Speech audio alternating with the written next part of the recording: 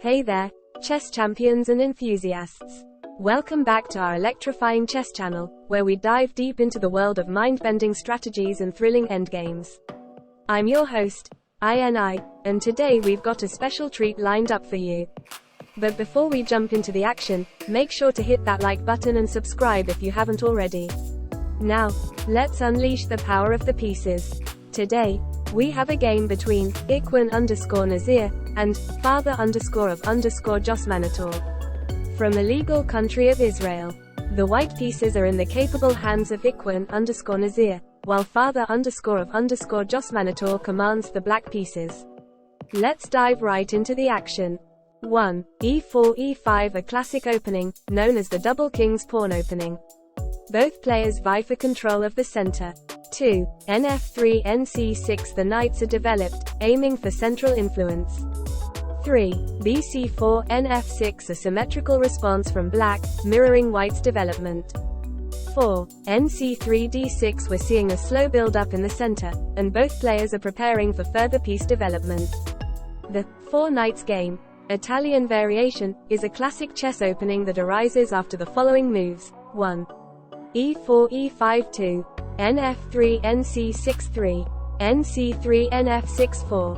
Bc4. This opening is characterized by the rapid development of knights and the activation of the light-squared bishop. It's called the Four Knights game, because both sides develop their knights early in the game. Opening breakdown. E4 E5. This is the standard opening, known as double king's pawn opening, where both sides vie for control of the center. Nf3 Nc6. These moves are about developing the knights, aiming to control the center and prepare for castling. Nc3 Nf6. This continues the development of knights, reinforcing control over the center and preparing for the next phase. Bc4.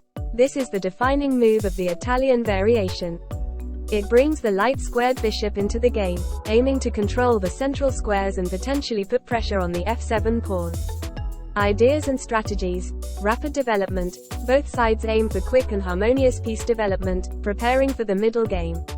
Center control. The opening lays the foundation for a battle for control over the central squares. Each side will look to gain an advantage in the center. Potential tactics. The Italian variation can lead to tactical opportunities. For instance, there might be threats to the f7 pawn or potential discoveries. Common tactics. Fork. The knights can sometimes create fork threats, attacking two enemy pieces simultaneously. Discovered attacks. With the bishops and knights in close proximity, there's potential for discovered attacks, where a piece can move to reveal an attack by another piece. Variations. 4. BB4, Spanish variation. Black pins the knight on c3 and applies immediate pressure on white's position. 4. End4, Shulton Kieseritsky Gambit, a more aggressive approach where black sacrifices a knight for an active position. Implications on the game. The Italian variation can lead to dynamic and tactical middle game positions, where both sides will need to cautiously consider their moves. Control over the central squares and piece activity will be critical. Proper piece coordination and a well-placed bishop can give a player a significant advantage. In summary, the Four Knights game with the Italian variation is a dynamic and balanced opening that provides opportunities for both sides. It encourages rapid development and sets the stage for an exciting middle game battle. Players should be aware of tactical possibilities and strive for effective piece coordination. Continue to the game. 5. H3 End4, Black boldly challenges white's central control by capturing the knight. This leads to pawn exchanges. 6. Nxd4 Exd4. Now, black has opened up the center and gained a central pawn majority. But the d4 pawn might become a target for white's pieces. 7. N5 Nxd5, the knight captures back on d5, and black responds in kind. 8. Bxd5 c6, a developing move by black's bishop, putting pressure on the central pawn on d4. 9. B-flat 3 d5, a pawn break in the center by black. This move releases the tension and opens up lines for the pieces. 10. D3 dx e4, white captures the pawn, leading to a central pawn trade. White has achieved the central pawn majority, while black's pawn structure is somewhat compromised. 11. Dx e4 b6, a good move, developing the bishop and preparing for kingside castling. 12. Bx e6 fx e6. The e-file opens up, allowing both players to bring their rooks into the game. 13. Qh5 g6. A tactical move to create a weakness in black's pawn structure. 14. Qe5 qd6. A critical move by black, defending against the threat of qx-h8. 15. Qx-h8 qb4. Black counterattacks, putting the white king in check and attacking the white queen. 16. bd2 qx-b2. Black grabs the pawn on b2, but at the cost of exposing the black queen.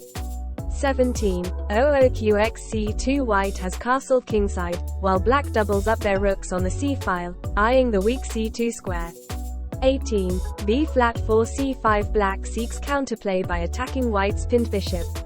19. Rack 1 qx-e4. White's bishop on b4 is pinned, but it's still dangerous. 20. bxc5. An important move by black, breaking the pin and getting the king to safety. 21. bxf8 kd7. Black's king escapes from the center and secures some safety. 22. qx-h7 key8. The black king retreats to safety. 23. qe7. A brilliant checkmate by white, utilizing the queen and the bishop to deliver checkmate on e7. What a spectacular finish. And there you have it, folks. A game filled with tactical maneuvers and sharp play. This was a great demonstration of the power of developing your pieces and seizing opportunities in the middle game. Certainly, in this game, we can extract several valuable lessons. 1. Development. Both players focused on developing their pieces efficiently in the opening. This is a fundamental principle in chess. Notice how the knights and bishops were brought into play early on. 2. Central control. Controlling the center of the board is crucial. White effectively controlled the center with pawns on e4 and d4, while black's pieces were pushed to the sides. 3. King safety. White castled early, ensuring the king's safety. Black, on the other hand, delayed castling, which left the king vulnerable and eventually led to a checkmate. 4. Tactics. White spotted a tactical opportunity with 16. bd2, exploiting the pin on the c3 knight. This resulted in a significant material advantage. 5. Active queen. The move 13.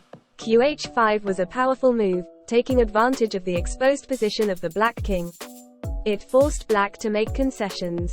6. Coordination. White's pieces worked well together. They were coordinated and supported each other, creating threats and putting pressure on black. 7. Endgame technique. As the game transitioned into an endgame, white converted their material advantage into a winning position with precise play. 8. Awareness of threats. White consistently looked for threats and tactics throughout the game. This heightened awareness helped in maintaining the initiative. 9. Time management. Both players played with a reasonable time control, 1-2-0-1, ensuring they had enough time to think through their moves. In summary, this game emphasizes the importance of development, central control, tactical awareness, and endgame technique. It also illustrates how a well-coordinated strategy can lead to a favorable outcome. Always be on the lookout for tactical opportunities, and remember that good piece coordination can make a significant difference in the outcome of a game. What a game! If you enjoyed this tactical showdown as much as I did, don't forget to show some love by smashing that like button and hitting subscribe. And here's a golden opportunity for you. If you've got a game you'd like analyzed, drop it in the comments below. Who knows, it might be featured in our next video. Thank you for joining us today, and I look forward to seeing you in the next exciting match. Until then, keep pushing those pawns, making those killer combinations, and I'll catch you in the next thrilling match. Take care, chess warriors. Hey there, I want to tell you something. Jews are a people who cannot be trusted. They have been traitors to all agreements, go back to history. Their fate is their vanishing. Look what they are doing to Palestine.